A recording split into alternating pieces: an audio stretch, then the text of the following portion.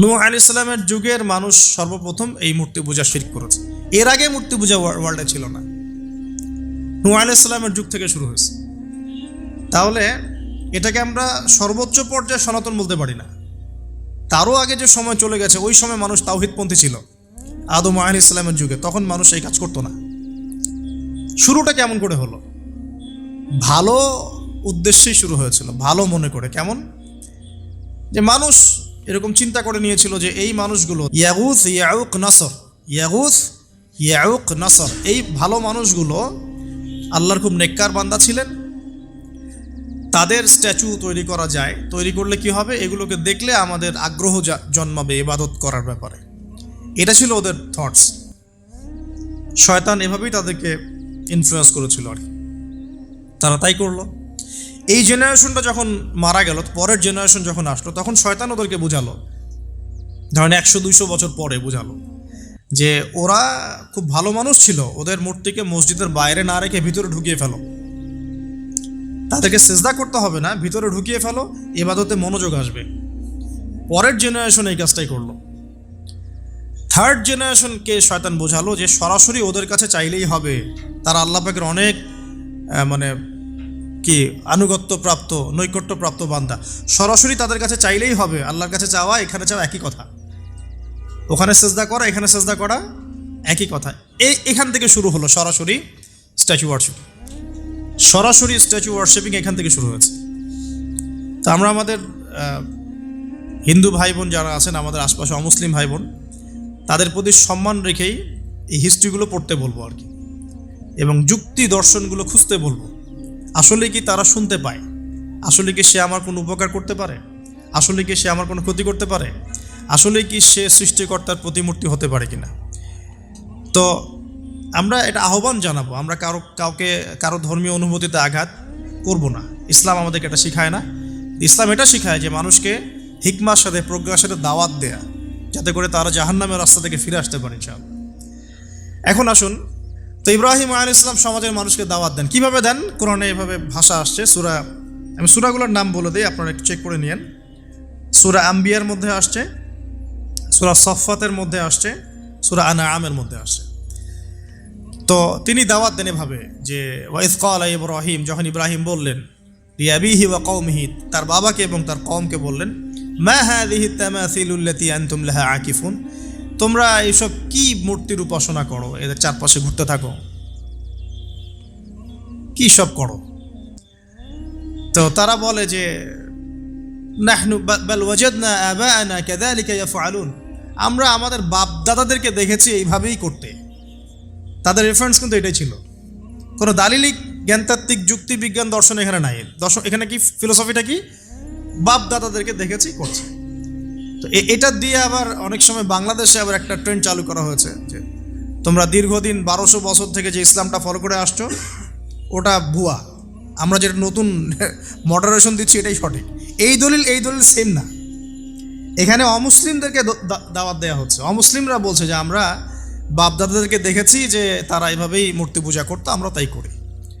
এটার সাথে কি হানাফি মাযহাবকে মিলাবেন আপনি? হ্যাঁ, হানাফি মাযহাব বাপদাদা থেকে চলে আসে, ভুয়া, নতুন যেটা দিচ্ছি এটাই সঠিক। আস্তাগফিরুল্লাহ। তো আমরা হাত চেঞ্জ করাটাকে এখন মনে করি হিন্দু থেকে মুসলমান হইলাম মনে হয়। হাত বদল করাটাকে মনে হয় যে হিন্দু থেকে মুসলমান হয়েছি মনে হয়। গভীরে ঢোকেন, ওলামায়ে কেরামদের দার্সে গিয়ে বসে গভীরে ঢুকলে বুঝতে পারবেন যে ইসলামিক স্কুল অফ থটগুলা প্রত্যেকটারই ভিত্তি আছে। এগুলোর গভীর শেকড় আছে, ভিত্তি আছে। আল্লাহ, রাসূল এবং রাসূলের সাহাবীগণ, এই তিনটাকেই মানতে হবে। আপনি যদি বলেন যে আমি সাহাবীদেরকে মানি না, খালি আল্লাহ এবং রসুলকে মানি, তাহলে আল্লাহকে রসুলকে মানতে পারবেন না। সাহাবীদের অনুসরণ না করলে রসুলকে ফলো করতে পারবেন না।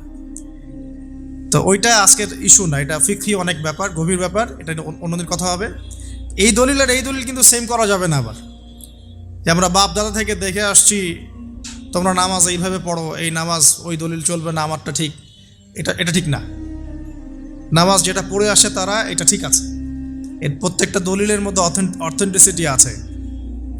এরকম করে সমাজে ফিতনা ছড়ানো ঠিক হবে না, বিভ্রান্তি ছড়ানো ঠিক হবে না। এখন আসুন, ইব্রাহিম আলাইহিস সালাম কি অ্যান্সার দিচ্ছেন? আমরা আমাদের পিতা মাতাদেরকে দেখেছি, বাপ দাদাকে দেখেছি এরকম তাওয়াফ করতে, মূর্তির চারপাশে পূজা করতে, নজর দিতে। তো ইব্রাহিম আলাইহিস সালাম বলছেন যে হাল ইয়াসমাউনাকুম, এই মূর্তিগুলো কি তোমাদেরকে শুনতে পারে? ইয তাদউন, যখন তোমরা একে ডাকো। হাল ইয়ানফাউনাকুম, তোমাদের কোনো উপকার আসতে পারে? আও ইয়াদুররুকুম, তোমাদের কোনো ক্ষতি করতে পারে? তার দলিলগুলো কিন্তু অকাট্য। ইব্রাহিম আলাইহিস সালামের দলিলগুলো কিন্তু এখানে, যুক্তিগুলো কিন্তু অকাট্য। আসলে কি সে শুনতে পারে? আসলে কি সে দেখতে পারে? আসলে কি সে তোমার উপকার করতে পারে? তাদের কিন্তু কিছু বলার নাই এখানে। তারা বলছে বাল ওয়াজাদনা আবানা কাযালিকা ইয়াফআলুন, আমাদের পিতা মাতা বাপ দাদাদেরকে দেখেছি এইভাবেই করতে। ইব্রাহিম আলাইহিস সালাম বলছেন যে ইন্নাকুম আনতুম লাফি দালালিম মুবিন, তোমরা তো সুস্পষ্ট বিভ্রান্তির মধ্যে আছো তাহলে। তো এরকম আরো অনেক আয়াত আছে সূরা ওয়া ইন্না মিন শিআতিহি লা ইব্রাহিম ইয জাআ রাব্বাহু বিকলবিন সালিম ইয ক্বালা লিআবিহি ওয়া কওমিহি মাযা তা'বুদুন, তোমরা কিসের ইবাদত করো?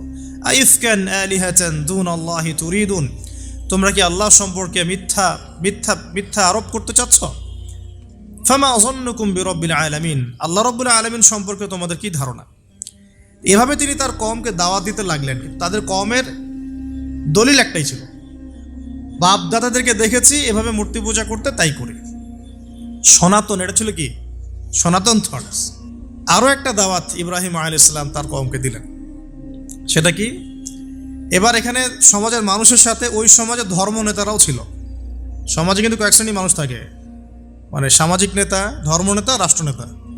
তো রাষ্ট্রনেতা পর্যায়ে এখনও ইব্রাহিম আলাইহিস সালাম যান নাই, এখন সমাজ নেতা আর ধর্মনেতা চলছে আর কি। এবার ধর্মনেতা আসলো, এসে ধর্মনেতারা তাকে বোঝানোর চেষ্টা করলো যে এই আসমানের তারা, চাঁদ, সূর্য, প্রকৃতি, গাছপালা, এগুলো ইলাহ, এগুলোর ইবাদত করা যায়। এই ঘটনা আল্লাহ রাব্বুল আলামিন সূরা আনআমের মধ্যে বলেছে। তো ইব্রাহিম আলাইহিস সালামকে তারা দেখাচ্ছে, এটা আরবীয় একটা কাব্যিক ভাষায় কোরআনে এসেছে, চমৎকার ভাষায়, যে ফালাম্মা জান্না আলাইহিল লাইল, যখন তার উপর রাত আচ্ছাদিত হলো, রাআ কাওকাবা, তখন ইব্রাহিম আলাইহিস সালাম কি দেখলেন? আকাশে তারা দেখলেন। ঠিক আছে, তারা দেখলেন। মূর্তি পূজার এখানেই আছে, ধর্মনেতারাও এখানেই আছে। তো তিনি বলছেন হাযা রব্বি, এটা আমার রব। ফালাম্মা ফালা, যখন তারকাগুলো অস্তমিত হলো, ক্বালা লা উহিব্বুল আফিলিন, আমি তো অস্তমিত যাওয়া জিনিসকে পছন্দ করি না। রব তো অস্তমিত যাবে না, এখানেও যুক্তি লাগবে, তো আমার ফিলোসফি লাগবে, আমার এখানে দর্শন লাগবে, এখানে তো আমাকে মানে প্রজ্ঞা দিয়ে বোঝাতে হবে। এটা তো অস্তমিত হয়ে গেল, এটা তো রব হতে পারে না। ফালাম্মা রাআল কামারা বাযিগান, যখন সে চাঁদকে দেখলো জলজল করছে একদম। আর এখনকার চাঁদ দেখা আগের চাঁদ দেখা তো এক না, এখন তো আমরা চাঁদের আলোই খুঁজে পাই না, তখনকার চাঁদ তো অন্যরকম। তো বাযিগান মানে জলজল করছে, তখন তিনি বলেন হাযা রব্বি, এটা আমার রব। তখন ফালাম্মা ফালা, যখন এটাও অস্তমিত হয়ে গেল, তিনি বলছেন লাইল্লাম ইয়াহদিয়ানি রব্বি লাকুনান্না মিনাল কওমিদ দাল্লিন, আল্লাহ যদি আমাকে হেদায়েত না দেন তাহলে আমি এই দল্লিনদের অন্তর্ভুক্ত হয়ে যাব। ইব্রাহিম আলাইহিস সালাম বলছেন ফালাম্মা রাআ শামসা বাযিগাতান, যখন এবার সূর্যকে দেখলেন দিনের বেলা, এটা তো আরো বড়। হাযা রব্বি হাযা আকবার, এটা আমার রব, এটা সবচেয়ে বড়। হাযা আকবার, এটা সবচেয়ে বড়। ফালাম্মা আফালাত, এটা যখন অস্তমিত হয়ে গেল, তখন তিনি বলছেন এই কথাটা যে ইয়া কওমি ইন্নী বারিউম মিম্মা তুশরিকুন, হে আমার কওম, তোমরা যেগুলোকে দিয়ে আল্লাহর সাথে শরিক করছো, এখান থেকে আমি আমার চেহারাকে ফিরিয়ে নিলাম। সুবহানাল্লাহ। তখন তিনি এই কথাটা বলেন ইন্নী ওয়াজ্জাহতু ওয়াজহিয়া লিল্লাযী ফাতারাস সামাওয়াতি ওয়াল আরদা হানিফাও ওয়া মা আনা মিনাল মুশরিকিন, আমি আমার চেহারাকে ফিরিয়ে নিচ্ছি এই আসমান সমূহ এবং জমিনের সৃষ্টিকর্তার দিকে, এবং আমি মুশরিকদের অন্তর্ভুক্ত নই। ইন্না সলাতি ওয়া নুসুকি ওয়া মাহইয়ায়া ওয়া মামাতি লিল্লাহি রাব্বিল আলামিন, আমার সালাত, আমার কুরবানি, আমার স্যাক্রিফাইস, আমার জীবন, আমার ফুল লাইফ, আমার মৃত্যু, সব কিছু কার জন্যে? জগৎসমূহের প্রতিপালক আল্লাহর জন্যে। লা শারীকা লাহু, তার কোনো শরিক নাই। ওয়া বিযালিকা উমিরতু, এই একনিষ্ঠভাবে তার ইবাদত করার জন্যই আমি আদিষ্ট হয়েছি। ওয়া বিযালিকা উমিরতু ওয়া আনা মিনাল মুসলিমিন, এবং আমি মুসলিমদের অন্তর্ভুক্ত। এই শুরু হলো এবার পুরো স্পষ্টভাবে তাওহীদের ঘোষণা দেয়া।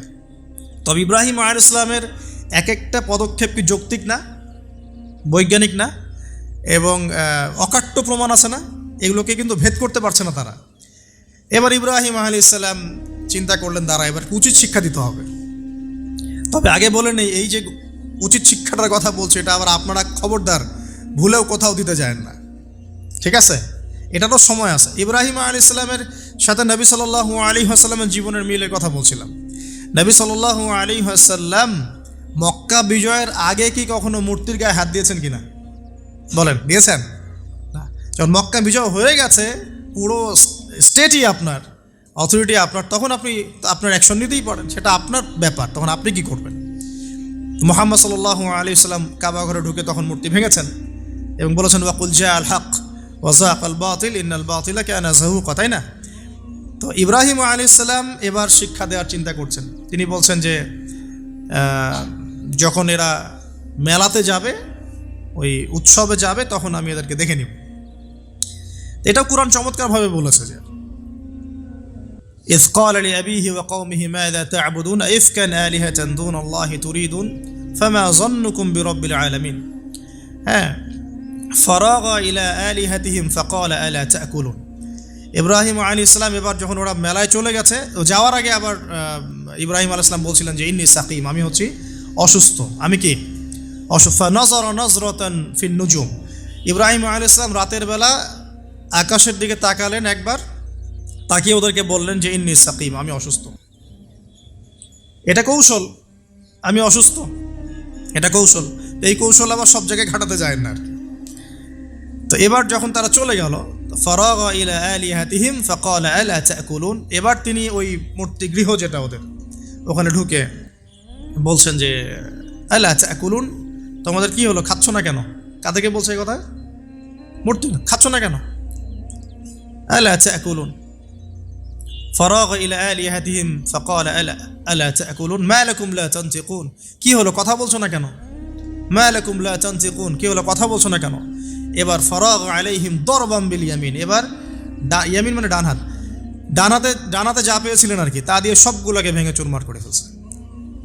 ব্যাস, এবার ওরা যখন আসলো এসে বলছে যে আনতা ফাআলতা হাযা বিআলিহাতিনা ইয়া ইব্রাহিম, হে ইব্রাহিম তুমি কি আমাদের উপাস্যদের সাথে এই কাজ করেছ? ইব্রাহিম বলছেন লা, না, বাল লা আসলে কোরআনে নাই, আমি নিজের মতো করে বললাম আরবি বলতে বলতে। বাল ফাআলাহু কাবীরুহুম হাযা, বরং এই বড়টা এই কাজ করছে। এর মধ্যে সবচেয়ে বড় যেটা আছে এই ব্যাটার কাজে, আমি করি নাই, আমি তো করি নাই। তখন ওরা তো এটা তো হতভম্ব হয়ে গেল, যে সে বলছে যে তুমি তো জানো, তুমি তো খুব ভালো করেই জানো যে তারা কথা বলতে পারে না, নড়াচড়া করতে পারে না, কিছুই করতে পারে না। তখন তিনি বললেন তাহলে তোমরা কেন এমন ইলাহের উপাসনা করো যে কথাও বলতে পারে না, শুনতেও পারে না, দেখতেও পারে না, তোমার উপকারও করতে পারে না, ক্ষতিও করতে পারে না।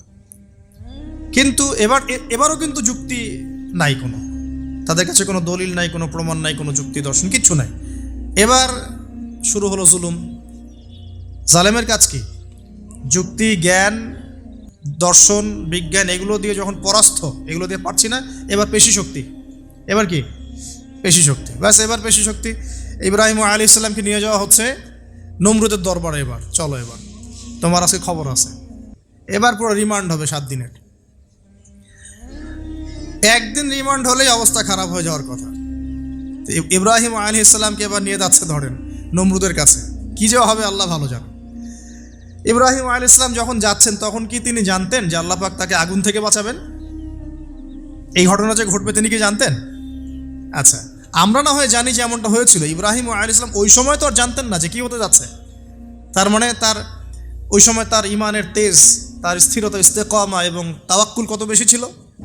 তাকে নিয়ে যাওয়া হচ্ছে। এবারে নমরুদের সামনে দাঁড় করিয়ে নমরুদ এবার একটু মজা নিয়ে জিজ্ঞাসা করলো যে কে তোমার রব? ওই কবরের প্রশ্ন করার মতো, মান রব্বুক, তোমার রব কে? তো ইব্রাহিম আলাইহিস সালাম বলছে রব্বি আল্লাযী ইউহয়ী ওয়া ইউমীত, আমার রব তিনি যিনি জীবন দেন মৃত্যুও দেন। এবার নমরুদ বলছে ক্বালা আনা উহয়ী ওয়া উমীত, আমি তো জীবন দিই আর মৃত্যু দেই। কিভাবে? একজন এই যাবজ্জীবন প্রাপ্ত আসামিকে ডেকে নিয়ে ছেড়ে দিল, দিয়ে বললো যে জীবন দিলাম। আর একজন আসামিকে ডেকে তৎক্ষণাৎ মৃত্যুদণ্ড দিয়ে মৃত্যু দিলাম। তো ইব্রাহিম দেখলেন আলাইহিস সালাম এ তো মোটা বুদ্ধির মানুষ, কারণ যে যত বড় জালেম হয় তার বুদ্ধি তত মোটা হয়, কিন্তু এটা মাথায় রাখবেন। ফেরাউনের মতো জুলুম মানুষের বুদ্ধি লোপ করে দেয়, আর শিরক মানুষের মধ্যে ভয় সঞ্চার করে। যখন যখন আপনি শিরক করতে থাকবেন, মনে খুব ভয় কাজ করবে, এবং মুশরিক বাহিনী কখনো ইসলামের বিজয় লাভ করতে পারে নাই। যে মুসলিম সেনাবাহিনীর মধ্যেও শিরক ছিল না, ওরা যুদ্ধের মাঠে পরাজিত হয়ে গেছে। ইতিহাস ঘাটবেন, মুসলিম যে সেনাবাহিনীর মধ্যে শিরক ছিল, ওই সেনাবাহিনী পরাজিত হয়ে গেছে। আবার অল্প গুটি কয়েক সেনাবাহিনী তারা তাওহীদপন্থী ছিল, তারা জয়লাভ করেছে। ইতিহাস ঘেটে দেখবেন। তো জুলুম কি করে? বুদ্ধি লোপ পায়। নমরুদের বুদ্ধি লোপ পেয়ে গেল। তো ইব্রাহিম আলাইহিস সালাম বলছেন রব্বি আল্লাযী ইউহয়ী ওয়া ইউমীত, এ তো এটা বুঝলো না। তাহলে ইন্নাল্লাহা তাআলা ইন্নাল্লাহা ইয়াতি বিশ-শামসি মিনাল মাশরিক ফাতি বিহা মিনাল মাগরিব। ইব্রাহিম আলাইহিস সালাম বলছেন যে আল্লাহ রাব্বুল আলামিন, আমার আল্লাহ, তিনি পূর্ব দিক থেকে সূর্য ওঠান। তো তুমি যদি ইলাহ হয়ে থাকো, তাহলে পশ্চিম দিক থেকে উঠাও। এটা আরো বড় অকাট্য দলিল হলো। তার অবস্থাটা আল্লাহ ব্যাখ্যা করছেন এভাবে। আল্লাহ বলছেন ফাবুহিতাল্লাযী কাফার, কাফের একদম হতভম্ব হয়ে গেল। একদম হতভম্ব হয়ে তো লাভ নাই। বেশি শক্তি আছে আমার, তোমার যুক্তি, বিজ্ঞান, দর্শন, থিওরি তো আমার দরকার নাই, তোমার দিনের জ্ঞানের এলিমেন্ট তোমার দরকার নাই, তোমার ওয়াজ নসিহতের আমার দরকার নাই। আমার কাছে কি আছে? বেশি শক্তি আছে, পিঠায় সব সিধা করে ফেলাবে একেবারে। বাস ইব্রাহিম আলাইহিস সালামের জন্য বলছে ফাআল হাররিকুহু ওয়ানসুরু আলিহাতাকুম, একে জ্বালায় দাও, পুরায় দাও, একে জ্বালায় পুরায় দাও, তোমাদের ইলাহদেরকে সাহায্য করো। আল্লাহ পাক অন্য জায়গায় বলছেন যে ফাআরাদু বিহি কাইদান ফাজআলনাহুমুল আসফালিন, তারা ইব্রাহিম আলাইহিস সালাম কিনা একটা বিশেষ বড় একটা কৌশল করল। এই কৌশলটা কি ছিল? তাকে অগ্নিকুণ্ডের মধ্যে ফেলে দেওয়ার একটা চেষ্টা করলো, আগুন জ্বালিয়ে রাখলো। বলা হয় 40 দিন, এগুলো হিস্ট্রি বা তাফসীরগুলোতে আসছে, আমি just Quran text to the point বলছি। তো আগুন দাউ দাউ করে জ্বলতে লাগলো, ওই ব্যাবিলন, ওখানকার সব মানুষ দেখছে বিষয়টা। ইব্রাহিম আলাইহিস সালামকে ফেলে দেওয়া হবে। দেখেন, যখন ফেলে দেওয়া হবে তখন কি ইব্রাহিম জানতেন যে তিনি আগুনে পুড়বেন না? তিনি তাহলে প্রস্তুত ছিলেন, তিনি তখন জীবন দেওয়ার জন্য প্রস্তুত ছিলেন। ঠিক আছে, এখন তাকে ফেলে দেওয়া হচ্ছে। ঠিক ওই সময়ে জিবরাইল আলাইহিস সালামের আগমন। সুবহানাল্লাহ। তিনি এসে বলছিলেন যে আমার কাছে কোনো হাজত আছে নাকি আপনার? তখনও ইব্রাহিম আলাইহিস সালাম বলেছেন আপনার কাছে আমার কোনো হাজত নাই। হাসবি আল্লাহ ওয়া নি'মাল ওয়াকিল, এই যে কথাটা আমরা বলি, হাসবুনাল্লাহ ওয়া নি'মাল ওয়াকিল, হাসবি আল্লাহ ওয়া নি'মাল ওয়াকিল। ইব্রাহিম আলাইহিস সালাম বললেন আল্লাহই আমার জন্য যথেষ্ট এবং তিনিই আমার উত্তম কর্মবিধায়ক। এরকম মোমেন্টে বান্দা যখন আল্লাহকে এভাবে চাবে, আল্লাহ রাব্বুল আলামিন না এসে পারবেন? কখনোই পারবেন না ইনশাআল্লাহ তাআলা। তখন আল্লাহ রাব্বুল আলামিনের আদেশ চলে আসলো, ইয়া নার, হে আগুন, কুনি বারদান ওয়া সালামান আলা ইব্রাহিম, ইব্রাহিমের জন্য ঠান্ডা হয়ে যাও, শীতল ঠান্ডা হও, মানে খুব শীতল না, বা আরামদায়ক শীতল ঠান্ডা হয়ে যাও। সুবহানাল্লাহ। এভাবে আল্লাহ রাব্বুল আলামিন ইব্রাহিম আলাইহিস সালামকে অগ্নি পরীক্ষা থেকে বাঁচালেন। ওখানে ইব্রাহিম আলাইহিস সালাম থাকলেন, কোনো ক্ষতি হলো না। তিনি পরবর্তী সময় বলেছিলেন ওই সময়টুকুর মধ্যেই তিনি শান্তিতে ছিলেন। ওই যে বললাম না, অনেকে যে নির্যাতন নিপীড়নের শিকার হয়, তারপরে বলে যে ওই সময়টুকুই ভালো ছিলাম, আল্লাহকে পেয়েছিলাম, তেলাওয়াত বেশি ছিল, তাহাজ্জুদ বেশি ছিল, পরে ফিতনার যুগে চলে আসছি। তো এই হলো অগ্নি পরীক্ষা। এরপরে কমকে দাওয়াত দেওয়ার হলো না, সেখান থেকে চলে যেতে হবে।